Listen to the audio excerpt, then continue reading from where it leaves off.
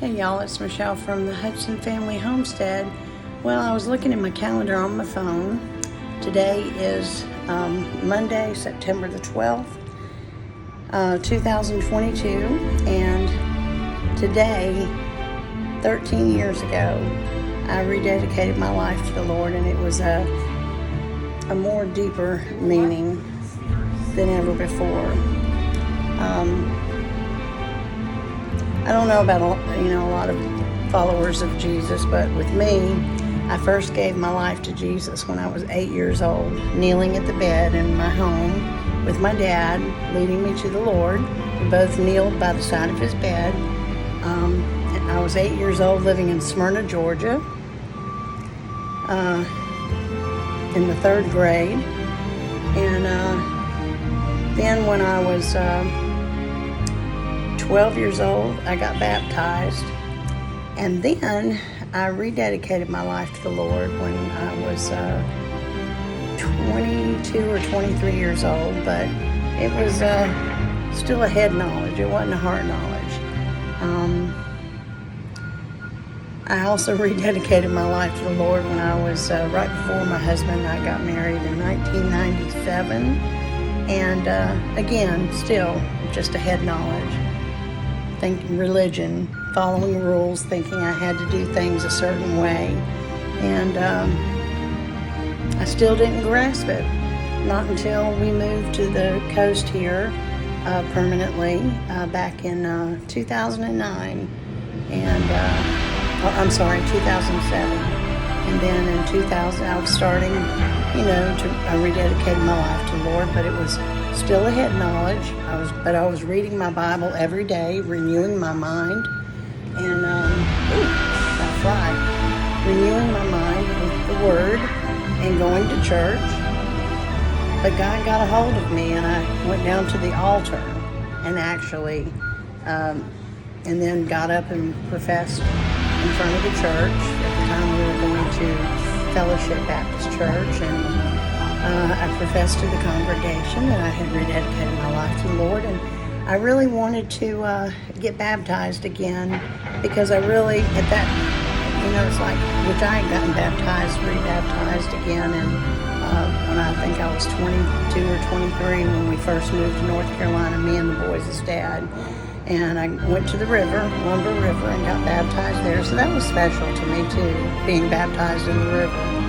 But in 2009 at Fellowship Baptist Church, after I knelt down at the altar and rededicated my life to the Lord and actually professed in front of the congregation that that's what I had done, and it was like all of a sudden I was getting boldness, and I'd been praying for boldness, and He was using me on my job. I had just started my job and had to do receptionist work, and people were calling in about their problems, that we helped with legally for the poor that couldn't afford attorneys like other people can that make better money.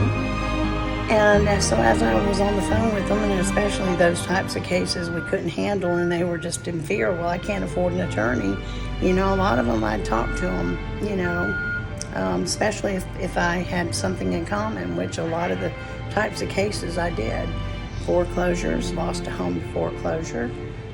Domestic violence, had my past relationship had domestic violence.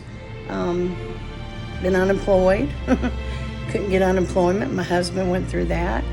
So many of the things I had in common, so I could relate with them and then share them my story of how the Lord restored and redeemed a lot of those things in His time and in His way. And when He does redeem and restore, it's so much better than what you lost. It really is. And so anyhow, back to my story. So 2009 was when that happened. I rededicated my life and professed it out loud to the congregation. The Lord gave me boldness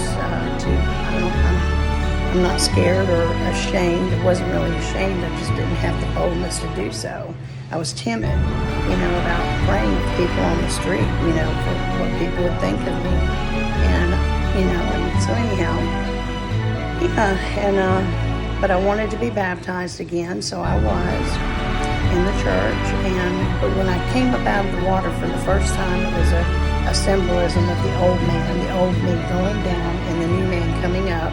And it was funny because right around that time, the song with Rascal Flatts, the song Changed by Rascal Flatts, really meant something to me, even though it was a country song.